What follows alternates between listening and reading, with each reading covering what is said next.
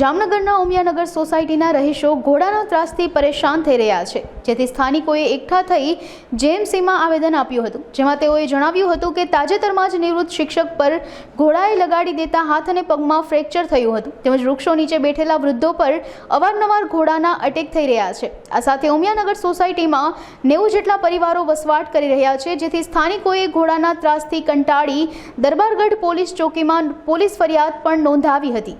પિન્ટુભાઈ ભેંસદડિયા, ઉમિયાનગર લાલવાડી વિસ્તાર, જામનગર। આજરોજ અમે ઉમિયાનગર સોસાયટી તથા એને આજુબાજુના બધા સદસ્યો કમિશનર સાહેબને આવેદનપત્ર આપવા આવેલા છીએ। અમારી સોસાયટી તથા આજુબાજુના વિસ્તારોમાં માલિકી તથા રેઢિયા ઢોર તથા ઘોડાઓ કે અન્ય પશુઓનો ખૂબ બધો ત્રાસ હોય અને થોડા દિવસ પહેલાં અમારા સોસાયટીના એક વડીલ વયોવૃદ્ધ 78 વર્ષના બાપભાઈ કાલાવડિયાને ઘોડાએ પાડી દીધેલ અને તેને ખૂબ સારા ઇન્જર્ડ કરેલ છે। હાલ તે બેડ રેસ્ટ છે। છેલ્લા 1 વર્ષથી અમે કોર્પોરેશન મહાનગરપાલિકાને વારંવાર રજૂઆત કરીએ છીએ, વારંવાર લેખિત અરજી આપેલી છે કે આ રેઢિયાર પશુઓનો કંઈક નિકાલ કરો।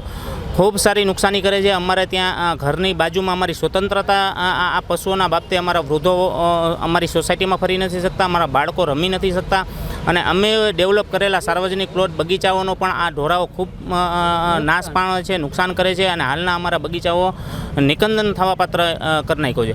અમે સરકારને વારંવાર રજૂઆત કરીએ છીએ કે આ રેઢિયાર પશુઓ તથા માલિકીની પશુઓનો યોગ્ય નિકાલ કરો, માણસો પોતાની રીતે સ્વતંત્ર જીવી શકે, પોતાની રીતે ફરી શકે। આજે એવી સ્થિતિ થઈ ગઈ છે કે માણસો પોતાના ઘરમાં બેસી બંધન થઈ જવું પડે એવું છે। અમે સરકારને રજૂઆત કરેલી છે કે અમારા રસ્તાઓ પર સરકારશ્રીમાં જે ગ્રીલ નાખવાની, રોડ પરની ગ્રીલ હોય કે પશુઓ જેનાથી ફરી ન શકે, અમારા સ્વખર્ચે તૈયાર કરવા અમે 1 વર્ષથી ડિમાન્ડ કરી છે। એમાં પણ સરકાર કોઈ આજ સુધી અમને કોઈ જવાબ નથી આપેલો કે નક્કર પરિણામ કંઈ આપેલું નથી। અમારી સરકારને, શાસક પક્ષને બધાને રજૂઆત છે કે અમારી સોસાયટી અમદાવાદ ઉપરાંત જામનગર શહેરમાં જ્યાં રેઢિયાર પશુઓનો આવો જ્યાં ત્રાસ હોય ત્યાં એનો યોગ્ય નિકાલ કરો અને પ્રજાને પોતાની રીતે સ્વતંત્રતાથી જીવવા જેવું બંધનમાંથી મુક્ત કરવા અમારી નમ્ર અપીલ છે।